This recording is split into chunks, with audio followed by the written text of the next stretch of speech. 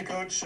First of all, where is Caleb Lonergans' development right now? How do you feel like he's progressing at this stage of the season? I feel like Caleb is really fun to coach right now. Um, I mean, you guys, the great thing about Caleb is there's nothing undisclosed. I mean, he's just throwing his whole self out there on the floor for good and for young, right? And he's obviously got a terrific upside, and he's got a lot of things he's got to learn right now, and a lot of parts of the game that's got to make sense to him. But I love his defensive effort right now. I think he has a chance to grow into an exceptional, like genuinely an exceptional defensive force. I love him on the glass right now.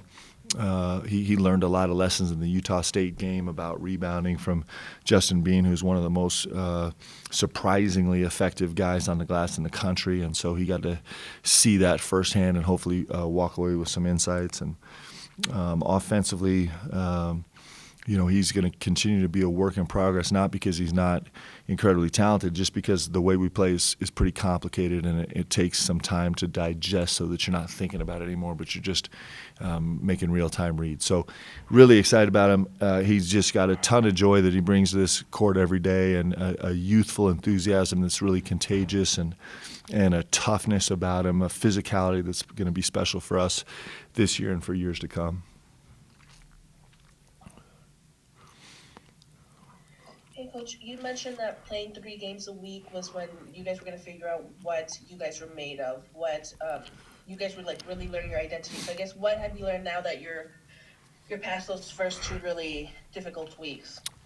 Well, we've learned a bunch, right? We've learned that we have to get way better, that we really, really have to grow as a team in a lot of different areas. We've seen a bunch of different defensive schemes against us. We've played against a bunch of different characteristic teams, makeup teams, and so we've got to kind of see some different things that's been super functional.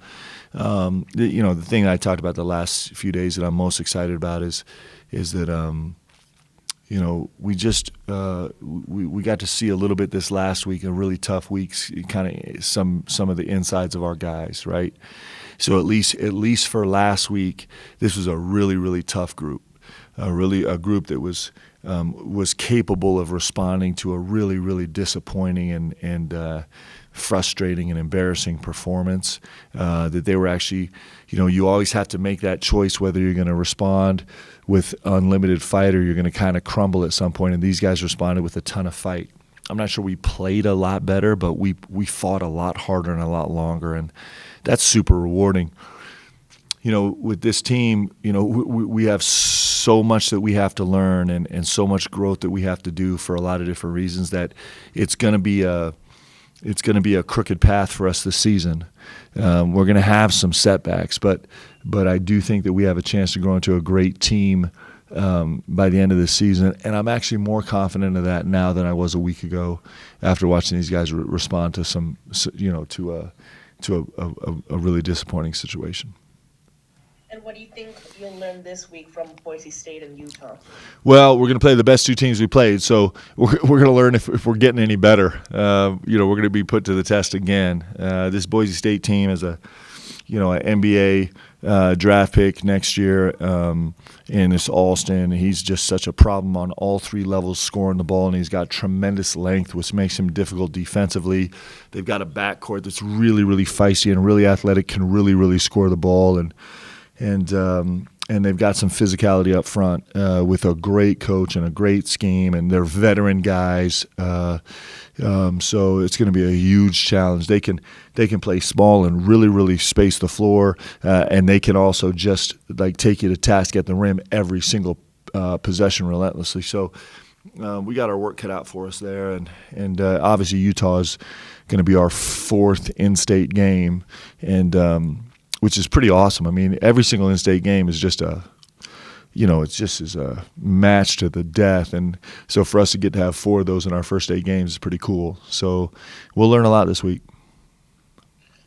Mark, now that you guys have a good sample size of play with 6 games completed, what is maybe one or two areas that you feel confident you can count on from this team each and every night? Well, I think our rim protection has been solid. Now, you always worry about that as a coach, but I think it's gotten a little bit better every game. I thought it was terrific, St. John's.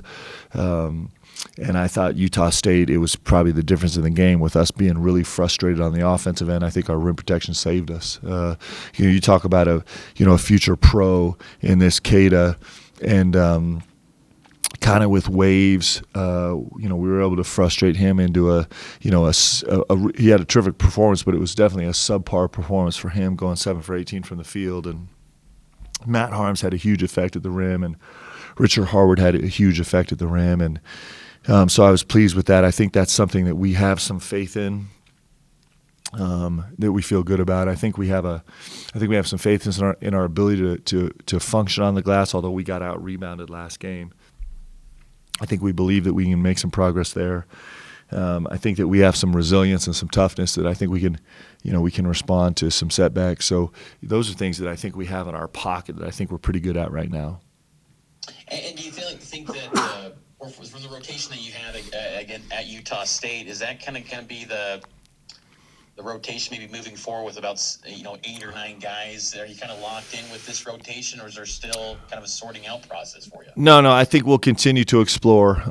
We have a lot of guys that can function in a lot of different ways. I'm excited to kind of gently slide Wyatt Lowell into some minutes if I can. It's been just last week was new for us with having Caleb and Gideon locked in at the 4. I'm interested to see if I can get Gideon some minutes at the 3, in terms of where he grows. And that's going to be something we're going to be feeling out for the next 2 months, really, as we try and grow, figuring out where Wyatt and Caleb and Gideon can fit comfortably. Spencer Johnson has risen up and really helped us in the last 2 games significantly.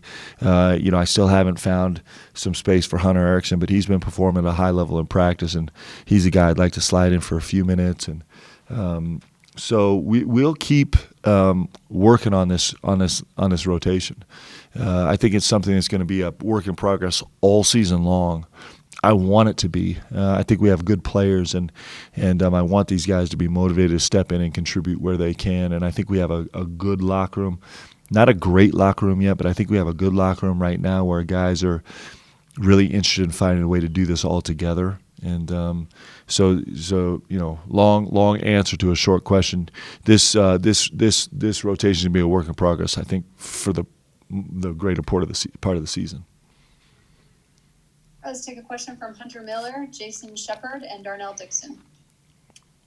Hey, Coach, what do you think about your team's resiliency? You weren't pleased with kind of the performance you had versus USC, but they come back the very next day with a win over a very good St. John's team. And then, it was a battle down the stretch there against Utah State, but a big 3 by Connor Hardy, and you guys come away with the win. What can you say about this team's resiliency, how they were able to bounce back after a disappointing loss to USC? Yeah, I'm really. It's probably what I'm most excited about this team. Now, the one thing about being resilient, you have to prove it every day. Like it's never something you put in your pocket. Like we know we got it. We just know we're capable of it, right? I said this after the St. John's game. Like it was a really brutal 24 hours for us after that USC game. A lot of disappointment, a lot of frustration, a lot of doubt, a lot of questioning, and it just doesn't happen on quick turnarounds like that very often. St. John's coming off a full day of rest and prep after having beat Boston College, and us coming off no-day prep, just a shoot-around prep for St. John's, who has a very unique personality and unique style of play. And for our guys to just be tough enough to kind of to hang in there and fight through the whole 40 minutes of that game was super impressive to me. And then, probably the first time this season where I felt like every single time out, while we really battled some fatigue and some poor play in the second half versus Utah State, I never felt like my guys disengaged. I never felt like they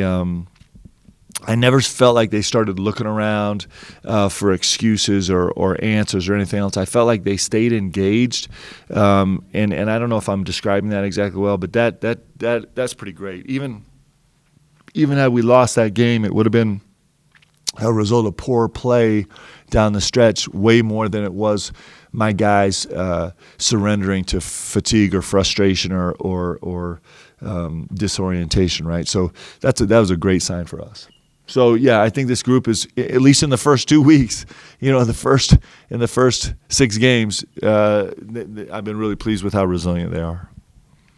And then how have you felt kind of about the leadership role that Alex Barcelo's taken upon himself both on and off the court? Seems like he's kind of been one of the leaders on this team through the first few games after you lost Yoli, you lost Jake last season. How pleased have you been with the way Alex has performed both on the court and also in a leadership role off the court? Yeah, he's been phenomenal, and it really started this summer, right? It really started as soon as the season was over last year with him reaching out to guys and trying to build, kind of put capital in the bank with the individual guys, and focusing on that all summer, not just in his teammates' game, right, in terms of how what they are and what they do best, but how he can assist them in getting better, but also just building relationships, and so that when it does come time in the heat of the moment where you have to lay into somebody and there's a little bit of disorientation or frustration, that those guys are responsive to him because of all the time he's put in. So he's been building this certainly through the course of last season, then really working hard all season long to establish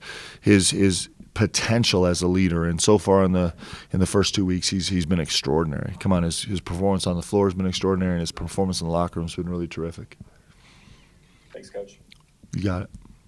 Coach, Boise State has done a fantastic job so far this year at forcing turnovers, and I think I saw a stat that 30% of their total points come off of turnovers from the opponent.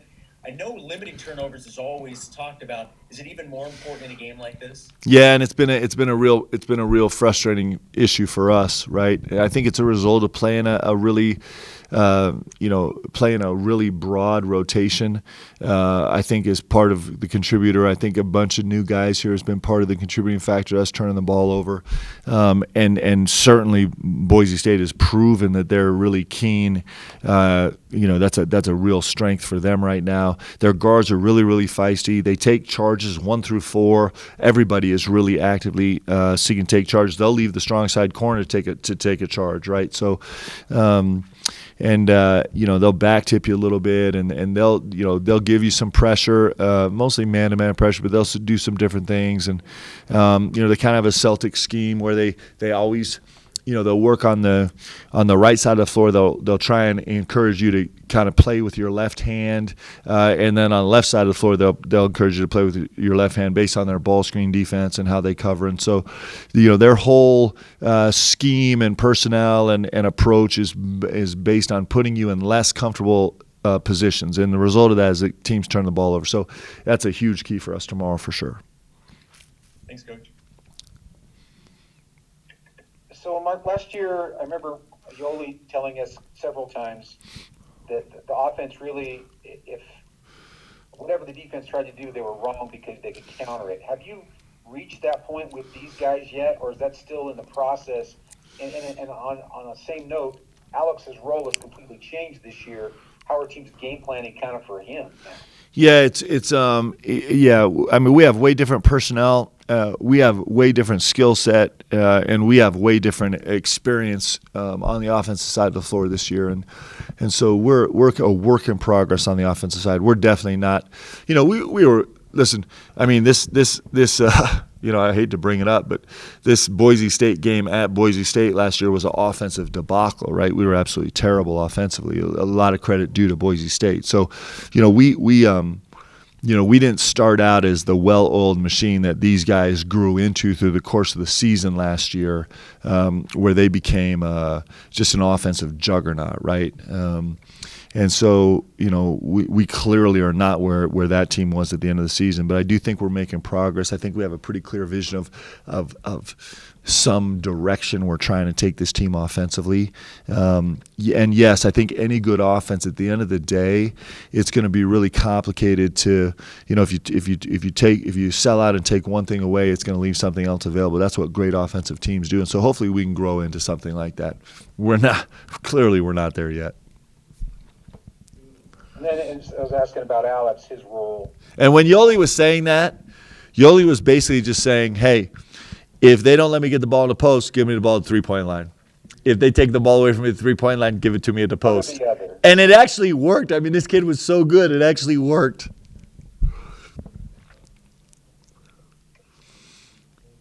Darnell, did you have a follow-up question? Well, I just wanted to ask about Alex, and if teams are starting to game plan specifically for him because he's scoring so many points. Yeah. Has it started already? Yeah, for sure. I mean, I think it started in game 2, actually. I think New Orleans had a specific package for him that was actually a little bit frustrating. And so, the great thing about this game is that as you grow in the game, you face new challenges. And he's facing a new challenge right now where teams are really focusing on him and keying on him, right? And so the great thing about Alex is he's got such a maturity about him. He just approaches his game the right way that he's not walking into the game with his own predetermined agenda. He's actually listening to the game, paying attention to the game, and he's gonna greedily take whatever the game gives him. And he's prepared to have a game where he's got 10 assists and 2 shots and 9 rebounds. Like, he's completely mentally prepared to win that way, and he's actually gonna be really excited about that when that comes. And so he's in a really good space to continue leading this team and deal with different game plans against him. Okay, we'll take one last question from Jake Hatch.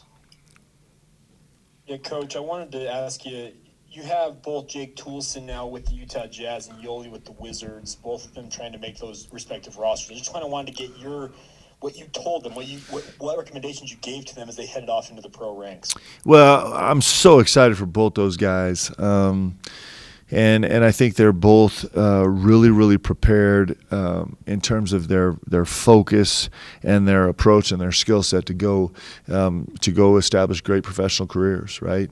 They don't need a lot of insight from me. They're just going to go stay focused on the things that are most important, which is finding a niche where you really make a difference on a team. It doesn't really matter what it is, but finding a way to help a team win, to help a coach run his team, to help an organization feel good about themselves. Like, all those things ultimately are so important. And I think those guys have proven that they're fully capable of doing that. And I think that I believe they're going to be really successful. I'm excited. Come on. How fun is this? And then just a quick follow-up to build off that, you obviously have experience playing in the NBA. How much of your time in that league and what you've seen the league evolve over the years influences your direct coaching style? Well, I think certainly approaches affected a lot, not just from playing, but the league has changed a lot, and so the way we play has got a lot more feel with the modern league than it did with when I was playing, right? As the game just changes, but I do, general philosophical approaches by coaches have really stuck with me, and so I think about guys like George Karl and